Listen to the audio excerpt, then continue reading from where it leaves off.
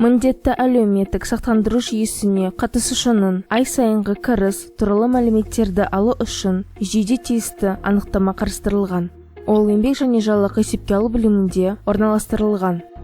Есептер қойындысында салық есептілігінің нысандары тармағын таңдау қажет. Ашылған параметрлерді көрсетіңіз терезесінде есепті қалыптастыру параметрлері беріледі. Excel форматы және міндетті әлеуметтік сақтандыру жүйесіне қатысушының кіріс туралы анықтама нысаны таңдалады. Одан кейін кезең өрісінде қажетті жүктеу аралығы көрсетіледі.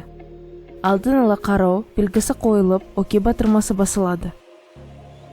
Содан кейін ашылған терезеде бір қызметкерді немесе контрол пернесін басып тұрып, бірнеше қызметкерді таңдауға болады. Әрі қарай ОК батырмасын басамыз.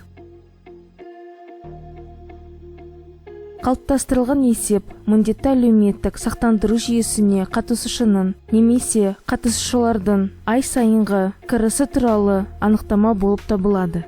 Және жалпы деректемелерді, сондай-ақ есептік мәліметтері бар кестелік бөлігін қамтиды.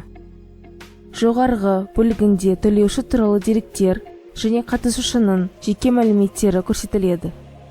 Есептің негізгі кестелік бөлігі кірістер мен есептеулердің ай сайынғы немесе кезеңдік бөлінісі бар жолдардан, сондай-ақ жалақы сомасы, әлеуметтік аударымдарды есептеу үшін ескерілген кіріс, сондай-ақ есептелген әлеуметтік аударымдар мен міндетті зейнетақы жарналары сомалары көрсетілетін бағандардан тұрады.